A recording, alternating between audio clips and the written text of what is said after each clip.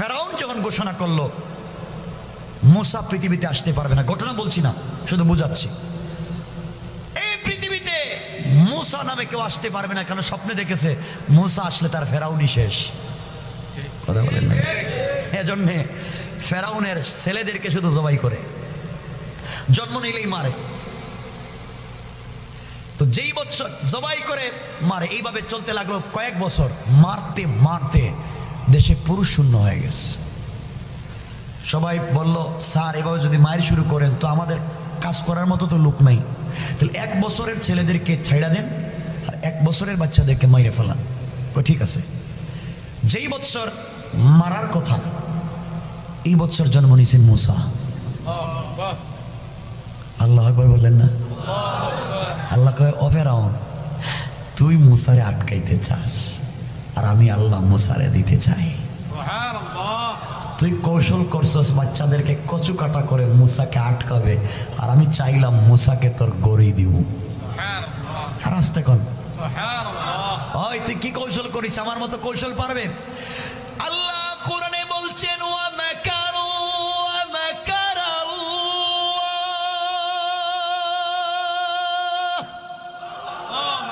ওয়াল্লাহু খায়রুল মাকিরিন।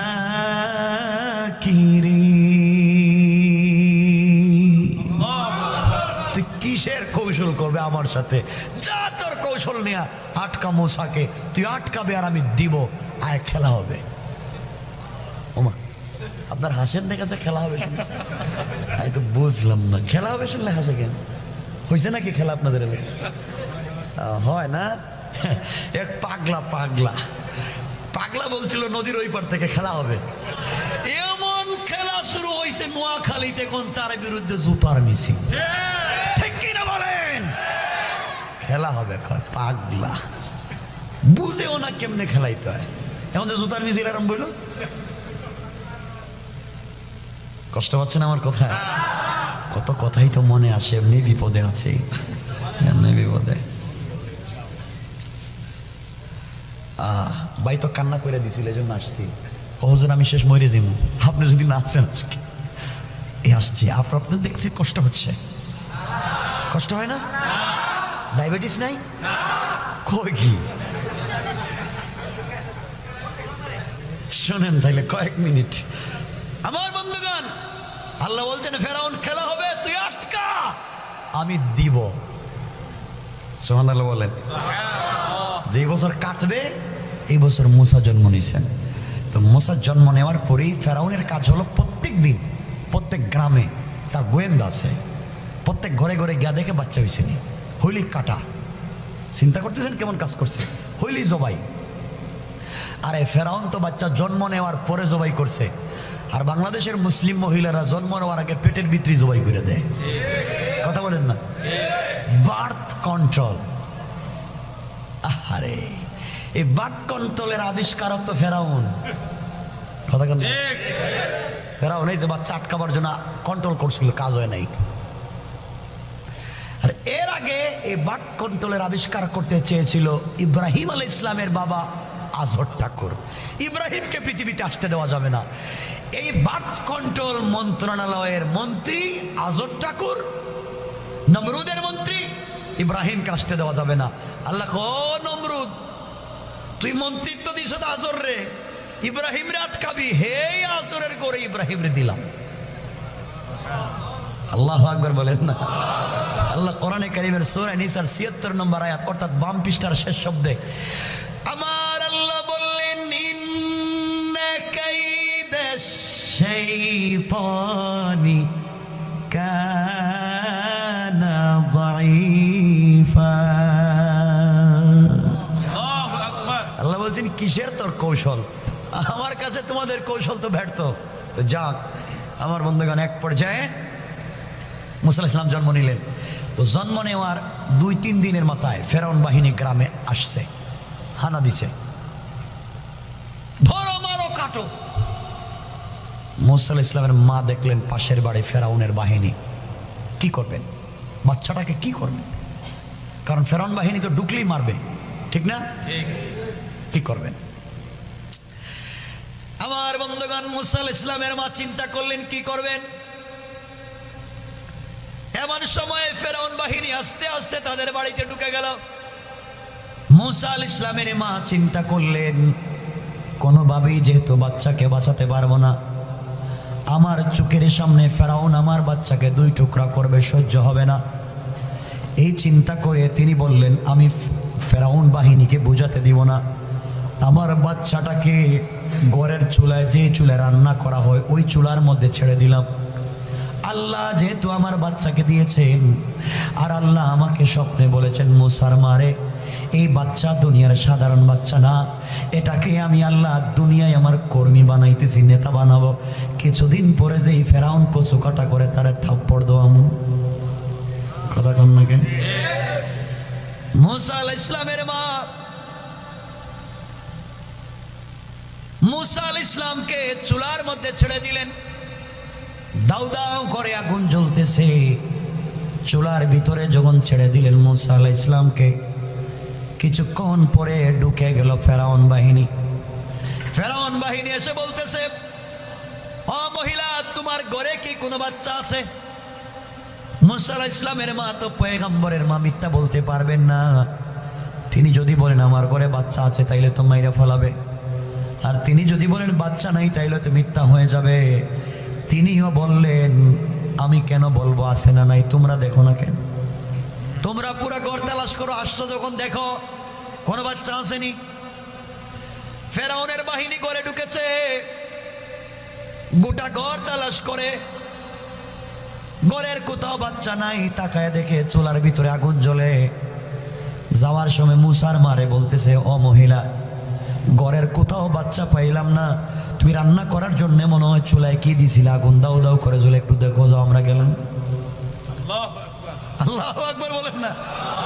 তারা নিজে বইলা যায় যে আপনি চুলায় মনে হয় কি রাখছিলেন, আগুন বেশি হয়ে গেছে, একটুকে কমাইয়া দেন, আমরা খুঁজে বাচ্চারে পাই নাই। সবাই চলে গেল।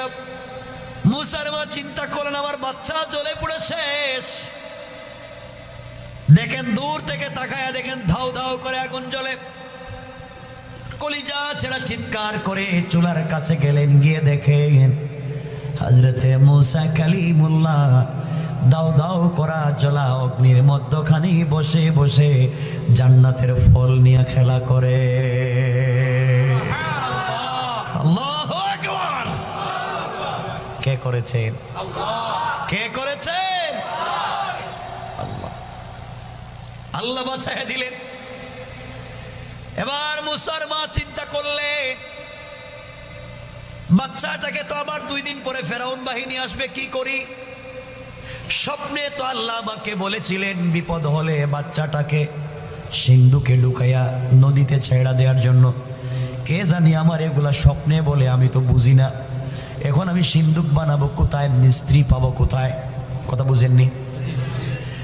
সিন্ধুক বানাবার জন্য তোড়জোড় শুরু করে দিলেন। আবার ফেরাউন বাহিনী আসার আগে ফেলে দিতে হবে।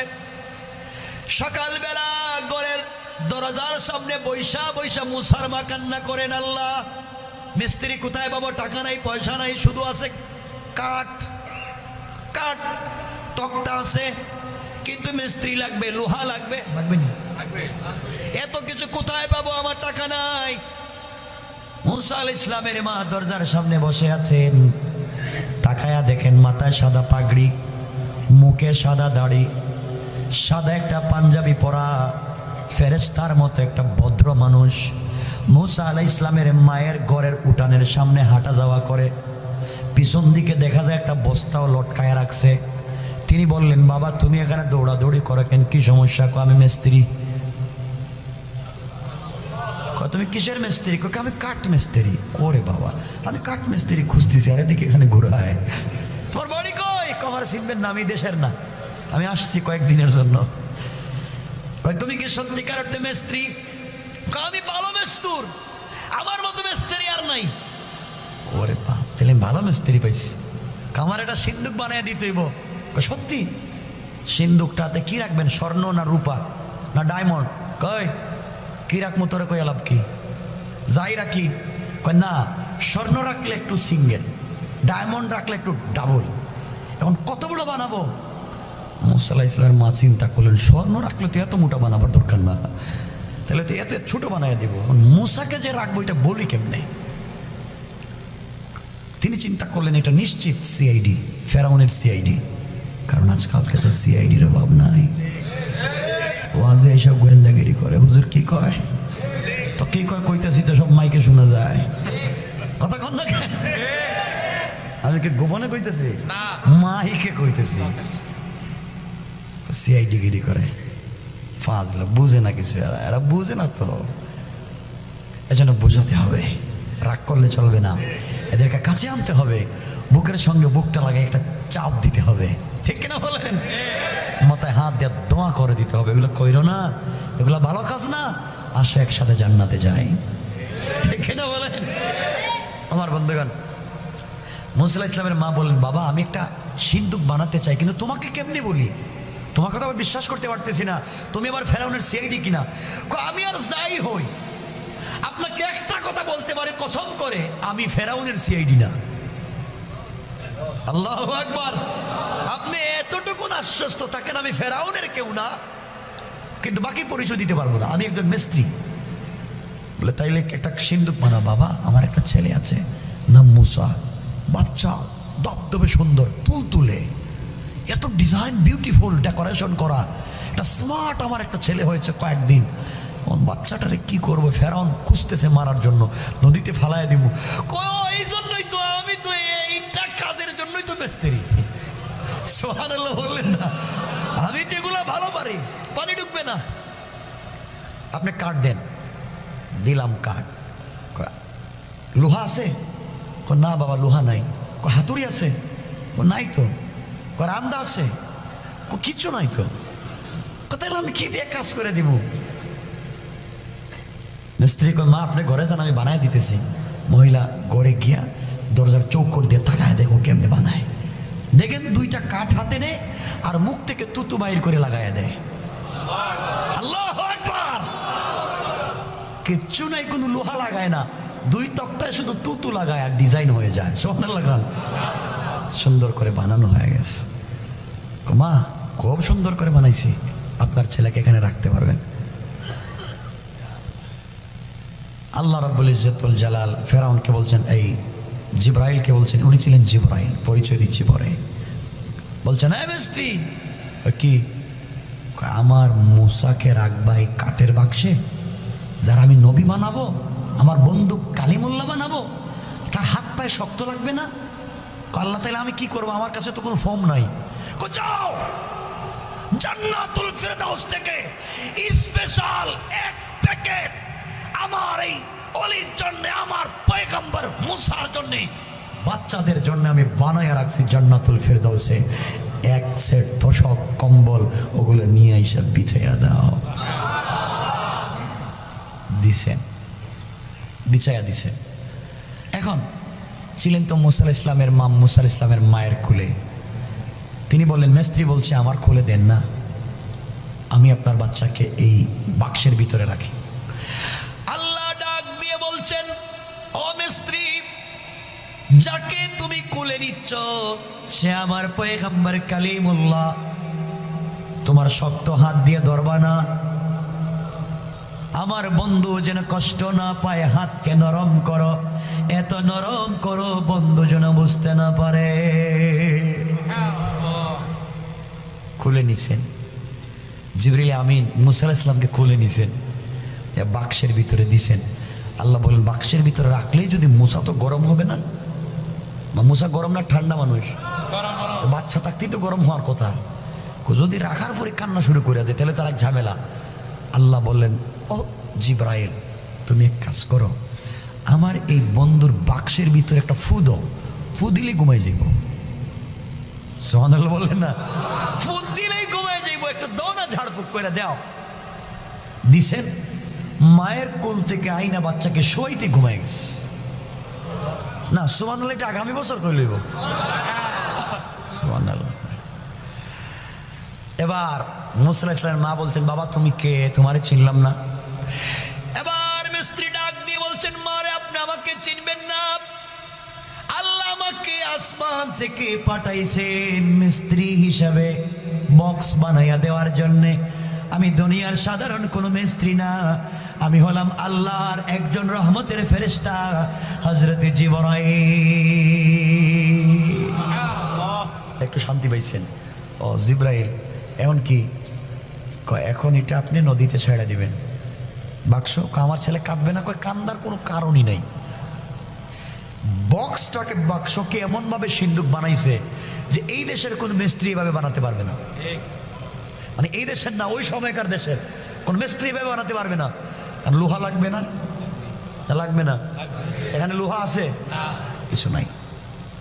ছাড়া দিয়েছেন নদীতে, 1-2 মিনিটে বইলে দিব। নদীতে ছাড়ার পরে মুসা আলাইহিস সালামের মা তার এক বোনকে বলছেন, মুসার বোনকে বলছেন, যা তুই জঙ্গলে হাঁটবে আর আমার এই বাচ্চার বাক্সটা নদীতে যাবে, দেখ কোথায় যায়। আমার বন্ধুগণ, মুসা আলাইহিস সালামের বোন জঙ্গল দিয়ে হাঁটে আর বাক্স সামনের দিকে যায়। যেতে যেতে সহিহ riwayat ফেরাউনের নদীর ঘাটে গিয়ে পৌঁছে গেল। পৌঁছার পরে ফেরাউনের স্ত্রী হযরতে আসিয়ার জন্যে 2 জন দাসী ছিল। কেউ বলেছেন তাদের একটা পালক মেয়ে ছিল, তার 2 জন দাসী ছিল। নদীতে পানি নেওয়ার জন্য এসেছিল। তারা এসে দেখে তো ডিজাইন করে একটা বাক্স সিন্দুক। 2 জন চিন্তা করে চুরি করে নেওয়া যাওয়ার সময় হয়তো বাদশার বাড়ি থেকে পানিতে ফালায়া গেছে, এর ভিতরে স্বর্ণালঙ্কার আছে, আমরা নিয়ে যাই। আর একজন বলে যদি ধরা খাই তাইলে তো আমাদের মাথা কেটে দিবে, এর চাইতে ওটা নিয়ে যাই। ফেরাউনের স্ত্রী